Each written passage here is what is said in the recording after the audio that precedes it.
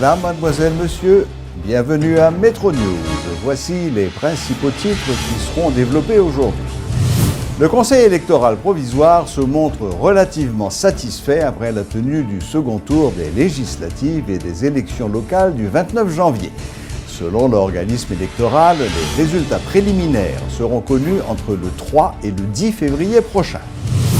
L'Observatoire citoyen pour l'institutionnalisation de la démocratie, OCID, annonce pour sa part un taux de participation de 26,1%, tout en faisant remarquer que la ville de Port-au-Prince a connu le plus faible taux avec 8%. L'haïtienne Raquel Pélissier est sacrée première dauphine lors de la finale du concours Miss Univers 2017 qui a été remportée par la Française Iris Mittenaere. Comme prévu par le calendrier électoral, les élections pour le tiers du Sénat et les collectivités territoriales ont eu lieu dimanche. Sur le plan organisationnel, le Conseil électoral provisoire s'est dit globalement satisfait de cette journée électorale. Le président de l'institution, Léopold Berlanger, a fait savoir que le CEP a accompli sa mission en organisant ses joutes. D'un autre côté, le Conseil électoral provisoire a reconnu que le taux de participation en milieu rural, notamment, a été significatif, contrairement aux zones urbaines. Sans toutefois annoncer de chiffres, Léopold Berlanger a parlé de progrès pour Haïti, même si, en certains endroits, de sérieux incidents ont éclaté. Selon Léopold Berlanger, sur les 1534 centres du pays, 10 ont été perturbés à la suite d'altercations entre candidats ou partisans de candidats. Notamment dans un centre à la Cule du Nord, qui est les Coupa David, dans la 5e section de la Cule du Nord. Centre ça a 4 bureaux de vote. Vote là est interrompu dans ce centre-là, en raison de confrontation entre candidats et partisans entre candidats. Ensuite, nous gagnons l'autre centre de vote qui c'est l'École nationale de Damien. Il y a aussi d'incrivé là-dedans, c'est un électeur qui est à la fois candidat et cet électeur candidat qui essayait de voter ou bien qui votait même 2 fois de manière frauduleuse. Il a été procédé à arrestation. La police procédé à arrestation en présence de juges de paix et ils ont pratiquement incarcéré électeurs candidats qui étaient engagés dans un processus frauduleux. Dans la commune de Jacmel, vote là tout est interrompu dans un centre de vote qui est l'École nationale de Grande-Rivière en raison de confrontation entre 2 candidats qui ont élection locale. Nous sommes capables de dire que d'après le feedback que nous gagnons de Bekyo, et nous tendons en pile tout dans la presse d'ailleurs, c'est que une évolution positive qui est faite en pile section communale, notamment en milieu rural, en termes de participation des électeurs. Nous tendons même que gagner une grande affluence dans un pile centre de vote qui est en milieu rural. Là. Comme nous disons déjà, avec réussite deuxième journée électorale, ça, nous franchissons un gros pas dans le pays noir. Ça va permettre que le pays soit capable de gagner plus de stabilité politique, il est capable de capacité pour institutionnaliser le processus démocratique là, avec une régularité que nous souhaitons qui gagne la question électorale dans le pays. Pour que ce n'est pas par accident, après crise, que nous obligons à faire élection. D'un autre côté, la mission de l'Organisation des États américains a déploré le manque d'intérêt de la population pour les élections locales. Le chef de mission adjoint, Dupuis Cristobal, a tenté d'expliquer ce phénomène par un déficit de sensibilisation. L'OEA, qui observe les élections en Haïti depuis quelques années, s'apprête à faire des recommandations au CEP en vue d'une amélioration du système électoral. En ce qui concerne les améliorations, bien sûr, on les a vues. On a vu que le personnel des membres du bureau de vote était beaucoup plus rodé. C'était déjà la 4e fois qu'ils faisaient une élection en une année. Et cela a eu un impact, effectivement. La majorité des bureaux de vote ont ouvert très tôt le matin. c'était pas le cas dans le passé. Et également, au fait, tout le matériel, des pictogrammes, on a eu pas mal d'informations qui peut-être n'étaient pas affichées lors des dernières élections, et on voit ce progrès petit à petit. À chaque élection, on a une idée de progression au niveau de l'organisation de l'élection en tant que telle. Également pour le dépouillement, ça a été, les gens savaient vraiment comment faire le dépouillement. Ça a été fait de façon assez vite dans certains endroits. Et également une bonne nouvelle, ce qu'on a eu, vous savez, nous on a aussi des observateurs au centre de tabulation, et le matériel, je veux dire, les procès-verbaux sont arrivés très tôt le matin. Ce qui est également un progrès immense. On a vu qu'il y a un progrès dans l'organisation de reprendre le matériel électoral des centres de vote par tous les pays et les acheminer au centre de tabulation, et nous pensons que c'est vraiment positif et c'est un des progrès qu'on souligne. Le président provisoire de la République se dit satisfait du déroulement du second tour des législatives et des élections locales. Lors d'une rencontre avec la presse, quelques heures après la fermeture des bureaux de vote, Josselin Privert a fait remarquer qu'avec la tenue de ces élections, le pays est retourné sur la voie institutionnelle. Par ailleurs, le chef de l'État annonce qu'il laissera à son successeur un pays socialement apaisé, politiquement stable et constitutionnellement fonctionnel. Nous avons dit, aujourd'hui, le pays a retourné sur la voie de la normalité constitutionnelle, de sorte que le 7 février, dans moins de 8 jours, lorsque m'a gagné pour me remettre pouvoir à président Jovenel, qui est élu, nous pourrons quitter un pays, nous dit, socialement apaisé, politiquement stable, mais institutionnellement fonctionnel et renforcé. Donc, c'est la seule façon que le pays a cheminé sur la voie du progrès à partir de fonctionnement de toute institution. Parce que institution locale, ça nous les assemblées, ils ont un rôle fondamental pour jouer dans l'indépendance du pouvoir judiciaire. Parce que selon la Constitution, c'est l'Assemblée municipale qui pourra proposer à l'exécutif les personnes à être nommées comme juges dans les tribunaux de paix, et c'est les assemblées départementales eux-mêmes qui ont proposé moun qui pourra nommer dans les tribunaux de première instance et les cours d'appel. Donc, ça veut dire, assemblée fondamentale, assemblée locale, c'est important pour l'indépendance du pouvoir judiciaire comme un des trois pouvoirs constitutif de l'État selon le régime constitutionnel institué par la Constitution de 1987. Contrairement à ce qu'on pouvait croire, le taux de participation au scrutin de dimanche est beaucoup plus élevé que lors des élections du 20 novembre. C'est ce qu'a révélé l'Observatoire citoyen pour l'institutionnalisation de la démocratie, OCID, qui a indiqué que dans les régions reculées, le taux de participation a été supérieur à celui des villes, surtout à Port-au-Prince. Entre 6h et 8h du matin, OCID constatait que presque tout bureau de vote net était installé. 99,5% de bureaux de vote étaient déjà installés. Et là, nous comparons les chiffres avec les chiffres nous avons gagnés pour 20 novembre 2016. Nous voyons que quand il est légère baisse par rapport à 20 novembre 2016, mais c'est quand même intéressant. 20 novembre, c'était 99,8% et 25 octobre, c'était 99,9%. Ça veut dire, globalement, les bureaux de vote ont ouvert dans l'heure que tu as ouvert entre 6h et 8h. Nous constatons également que le bureau de vote qui est ouvert, qui est installé, tu as gagné le matériel électoral et les documents électoraux nécessaires. Matériel électoral, là, c'est ça, nous, les urnes, isoloirs, l'encre qui n'est pas détachée, tampons, et documents électoraux, c'est bulletins, liste d'émargement, procès-verbaux d'ouverture et de clôture, etc. Nous remarquons que, respectivement, nous avons gagné dans 99,8% de bureaux qui sont installés, matériel électoral est disponible, et dans 95,3% de bureaux qui sont installés, documents électoraux sont disponibles.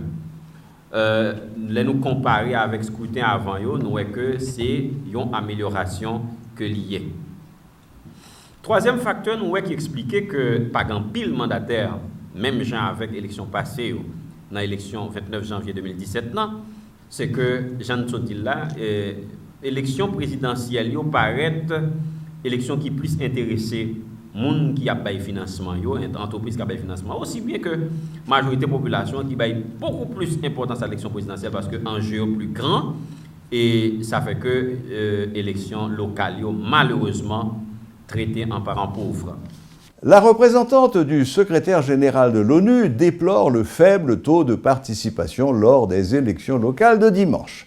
Sandra Honoré appelle les partis politiques à entamer un travail de sensibilisation pour faire comprendre aux électeurs toute l'importance de ces élections pour le pays. Il est peut-être question du fait que les élections pour les collectivités territoriales n'ont pas eu lieu depuis près de 10 ans. Que les gens ont tendance un peu ou ont eu tendance à ne pas mettre l'accent sur ces élections, mais je crois que le Conseil électoral provisoire a fait un bon travail pour sensibiliser la population sur le rapport entre les communautés et les ASEC et les CASEC. Oui, en termes d'organisation, je suis très satisfaite des mesures que le CEP a adoptées pour améliorer le processus en ce qui concerne la sécurité et je fais appel à tous les participants dans le processus de ne pas utiliser de la violence, surtout d'exprimer leur choix démocratique librement, de laisser aux autres exprimer leur choix et d'attendre le résultat de ce scrutin dans la tranquillité et dans la sérénité. Des employés grévistes de l'Office national d'identification, ONI, ont annoncé ce lundi qu'ils ont mis un terme de façon provisoire à ce mouvement qu'ils avaient lancé depuis plusieurs jours. Le porte-parole du syndicat des employés, Mathurin Fils-Volny, a indiqué que cette décision a été prise dans le but de permettre à l'ONI de recommencer à fonctionner normalement et à offrir un service de qualité aux demandeurs de cartes SIN. Toutefois, les anciens grévistes menacent d'entrer de nouveau en grève si le directeur de l'institution décide de revenir à son poste. Nous décidons, après un peu de monde, même pas nous tout, qui m'a dit ça, pour nous travailler, font grève. Et nous décidons de faire la partie de mercredi. Nous travaillons mercredi, jeudi, vendredi. Nous avons fait grève ça, nous avons fait comme ça jusqu'à ce que le directeur aille. L'autre semaine encore, nous travaillons mercredi, jeudi, vendredi. Mais nous travaillons pour deux catégories. Moun qui viennent faire 4 pour la première fois avec moun qui viennent chercher 4. D'ailleurs, même problème est tout encore. Moun qui viennent faire correction, nous pas faire correction non parce qu'il pas internet. C'est à partir de tel pour correction fait pas gain. A dire moun qui correction pour venir faire la corrigence. On n'y pas faire un vous non. Donc comme gain capité là déjà. Moun n'y a pas enregistré pour la première fois. Donc n'a recevoir catégorie moun za yo. Surtout moun qui gain urgence. Après ça, depuis le midi nous avons campé travail, nous battons net. Directeur apparaît dans la zone, nous campé travail, nous battons net pire spontanément. Le conseiller politique du président élu Jovenel Moïse, Reynald Lubéris, a procédé le week-end dernier à la vente signature de son dernier ouvrage intitulé « Capturer Guy Philippe ou la volonté d'être esclave ». L'auteur explique qu'il s'agit d'un livre d'analyse de l'actualité politique dans lequel il a voulu dénoncer la soumission des autorités haïtiennes aux États-Unis. Il accuse également le gouvernement d'avoir manipulé la justice américaine pour régler ses comptes. Il y a deux bagages à prêter. Le premier bagage, c'est que je pense que l'homme qui livre ça, il ne va pas être menti pour dire que Haïti a pris engagement pour expulser les Haïtiens. M'analyser l'accord d'extradition 1904 là, par une pièce comme ça la donne, m'analyser l'accord 1997 là, m'analyser tout engagement international Haïti prend dans le domaine de trafic, crime, terrorisme avec drogue. Donc, il n'y a pas dit ça encore après finir livre ça. Après, analyser ça, la volonté d'être esclave, c'est une expression tirée d'une intervention de M. Maniga, en fait, du feu professeur Maniga, côté qu'en fait, l'haïtien a tendance à déplacer machine ça, s'il s'agit d'un étranger, et d'écraser machine là, pour qu'il plus faire plaisir, en fait. Donc, en volonté, là, on dit le marché, c'est courir. Donc, nous pensons qu'il faut arriver à un moment où les laïciens se considèrent comme étant l'alter ego de tous les autres êtres sur la terre, de tous les autres hommes. Et je pense que c'est important pour nous et dénoncer cette volonté en fait de suggestion, cette volonté de dominer, que souvent alimentée par dirigeants entre 1700 à 1900. Et en Afrique notamment, il y a un phénomène côté que des noirs, des nègres, capturer des nègres, ils baillent un caravanier, et puis caravanier a transporté mon nom jusqu'au littoral, et puis ils vendent à des négriers, ils viennent sur le continent américain. Tout noirs qui sur le continent ça, qui viennent avant 1900, c'est-à-dire nous-mêmes haïtiens, pas qu'être américains, pas qu'être brésiliens, c'est histoire ça, c'est capturer, c'est capturer nous. Juste ça, il fait nous rappeler un moment historique, ça douloureux en fait pour le peuple noir, douloureux pour l'humanité, et le combat en fait de 1804 a été justement de refuser ce rejet en fait de déshumanisation. Donc je pense qu'effectivement il y a des gens qui font un lien, il n'est pas totalement infondé de faire un lien entre la capture de Toussaint Louverture et cette capture là, bien entendu, ce n'est pas les mêmes personnages, ce n'est pas les mêmes individus. Dans le culturel, Haïti est sorti deuxième lors de la finale du concours Miss Univers 2017 qui s'est déroulé à Manille, aux Philippines. Une victoire saluée par tous les Haïtiens, notamment les organisateurs de concours de beauté dans le pays. Raquel Pélissier est donc sacrée première dauphine. Raquel Pélissier, Haïti! Raquel Pélissier, un nom qui depuis ce dimanche 29 janvier est sur toutes les lèvres. Tout a commencé lorsque cette jeune haïtienne de 25 ans a gravi des échelons dans le cadre de sa participation à la 65e édition du concours Miss Univers 2017. Ce qui a suscité une importante mobilisation sur les réseaux sociaux jusqu'à la finale de la compétition, durant laquelle la Miss Haïti 2016 a été sacrée première dauphine. Magali Pélissier est la mère de Raquel. Selon l'auteur de l'ouvrage Dis-moi comment recevoir, obtenir la deuxième place à ce grand concours international est le fruit de nombreux efforts consentis par sa fille. J'ai commencé à regarder à partir du top 13. Et là, j'étais déjà satisfaite. J'aime la perfection, c'est vrai. Mais j'étais déjà satisfaite parce que Haïti était sorti du poulailler. J'étais trop contente que Haïti soit arrivé là. Quand je dis Haïti, je ne dis pas Raquel maintenant, parce que pour moi, Raquel n'est une enveloppe corporelle où Haïti habite. C'était Haïti d'abord. En effet, parmi les 86 participantes, la polyglotte Raquel Pélissier a marqué son passage durant tout le déroulement de cet important concours de beauté. Par sa grâce, son sourire et son intelligence, la détentrice de master en recherche scientifique a conquis le monde. Il ne lui a pas manqué grand-chose pour être couronnée Miss Univers 2017 à la place de la Française, mais l'essentiel c'est d'avoir parcouru un si long chemin, se réjouit Sabine Désir, coordonnatrice générale du concours Miss Haïti. L'un des objectifs de Miss Haïti a été atteint. On a fait l'impact. Le monde entier regardait Haïti face à la France hier soir sur le stage. Donc moi, je dis que les retombées pour Haïti, on les a déjà eues. Je pense que certaines personnes et la plupart des personnes qui regardaient hier soir ont maintenant une autre vision d'Haïti. Et nous, ici en Haïti, les Haïtiens, je pense que Raquel hier soir a rapporté une partie de notre fierté nationale. Entre satisfaction et fierté, nombreux sont ceux qui estiment qu'Haïti n'aurait pas pu accueillir la 66e édition du concours car les conditions ne sont pas réunies. Selon eux, c'est la raison pour laquelle le jury n'a pas sacré Raquel Miss Univers. Faux, archi faux, affirme pour sa part Gaspard d'Aurélien, organisateur du concours Miss Anaïs. C'est une invention, c'est une excuse. Nous-mêmes haïtiens, malheureusement, et je suis bien placé pour dire ça, nous pas qu'on perdu. Nous pas d'accord perdu dans rien. Avant, c'était Venezuela qui était gagné. Alors que, finale 2010 a fait aux États-Unis. En 2010 là, c'était Mexique qui était gagné. En 2011, il fait Sao Paulo au Brésil. Alors que c'est Mexique qui était gagné. C'est pas le Brésil qui était gagné.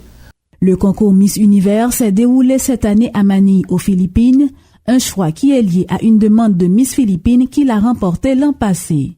Dans l'intervalle, rappelons que c'est la deuxième fois qu'une Haïtienne est première dauphine de Miss Univers, après Gerty David en 1975. Voilà, la boucle est bouclée. Merci de votre fidélité et à la prochaine, même heure, même chaîne.